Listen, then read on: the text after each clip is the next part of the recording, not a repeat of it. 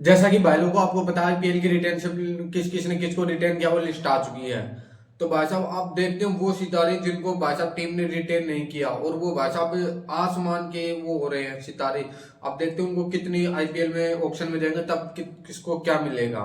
तो भाई साहब उन सितारों की बात करते हैं जो बड़े बड़े सितारे आईपीएल में। मेरे हिसाब से इतने सितारे एक साथ मेगा ऑप्शन में भारतीय तो कभी नहीं आई, मुश्किल है इतने एक साथ आए हूँ कि बड़े बड़े सारे सितारों को रिलीज कर दिया। और देखते हैं आप कौन कौन भाई साहब रिलीज हुआ और कौन कौन कितने कितने मोटे पैसों के अंदर दूसरी टीम में जाएगा। सबसे पहले भाई साहब ऋषभ पंत को भी रिलीज कर दिया दिल्ली ने, श्रेयस अय्यर को कोलकाता ने, मोहम्मद सिराज को आरसीबी ने, शम्मी को भाई साहब गुजरात टाइटंस ने, और जोस बटलर को राजस्थान ने, ट्रेंट बोल्ट को राजस्थान ने, यूजी चहल को राजस्थान ने, केएल राहुल को एलएसजी ने। भाई साहब इन सभी को टीमों ने रिलीज कर दिया है। अब भाई साहब बात यह है कि ऐसा एक तो सुनने में खबर आ रही है कि भाई साहब श्रेयस अय्यर ने 30 करोड़ रुपए मांगे रिटेन होने के लिए, कि भाई साहब मेरे को तो 30 करोड़ में करोगे तो मैं आपसे होऊंगा रिटेन, वरना नहीं होऊंगा।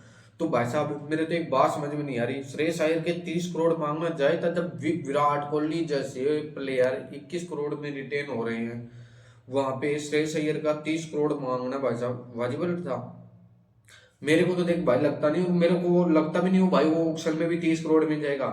वो भाई साहब 15-20 के बीच में रहेगा ऑप्शन में भी। और मान लो दूसरी बात ये, अगर वो 15-20 में रहेगा तो भाई साहब को के क्या के सामने से क्या इज्जत रह जाएगी कि भैंस की आंख तू हमसे 30 करोड़ मांग रहा था, तेरी यहाँ वैल्यू 15-20 करोड़ की है। तो भाई साहब श्रेयस अय्यर का भी ये बड़ा डिसरिस्पेक्ट पॉइंट है कि भैंस का 30 करोड़ रुपए यार, आज तक आईपीएल के इतिहास में कोई 30 करोड़ में नहीं बिका। भाई साहब को 30 करोड़ चाहिए। विराट कोहली सबसे ऊपर, मिचेल स्टार्क बिका था पिछली बार 24.75 करोड़ का, तो इसको 30 करोड़ चाहिए भाई साहब। फिर आते हैं भाई साहब ऋषभ पंत की बात है। ऋषभ पंत यार, मेरे तो एक बात सुनने में आई कि ऋषभ पंत ने कुछ शर्त रखी थी, वो शर्त नहीं मान पाई डीसी वाले, इसलिए ऋषभ पंत को रिलीज कर दिया।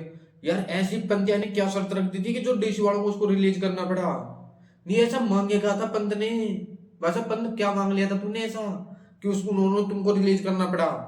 और दूसरी बात भाई भाई साहब आती मोहम्मद सिराज।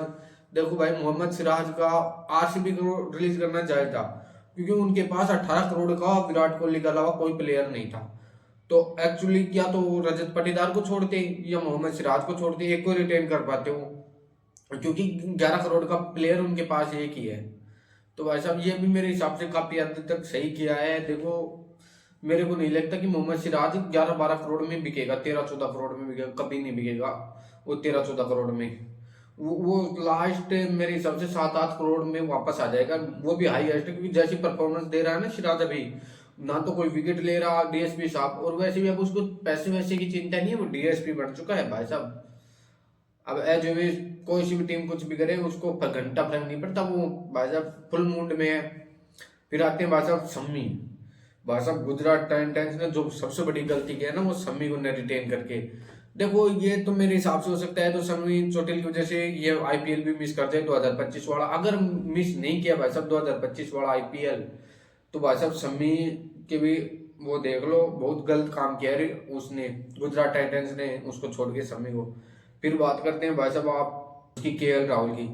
भाई साहब केएल राहुल को देखो बदतमीजी की थी ना उसके ओनर ने, पूरा उसने भाई साहब सामना कर दिया, बताया कि भाई साहब उसने सामना कर दिया कि मैं नहीं खेलूंगा आपकी टीम से, पूरे जोर ताकत लगा दी भाई साहब। पर लेकिन केएल राहुल की तारीफ उड़ी जी भाई साहब, उस बंदे का एक ही जवाब था कि और जितनी बदतमीजी पिछले आईपीएल में हुई थी ना इस आईपीएल में उसके साथ भाई साहब, और कोई होता ना विराट कोहली वही भाई साहब उसको ओनर को संजीव गावस्कर क्या नाम है उसको उसको वहीं डालना था, वहीं पीटता उसको सबके बीच में ही।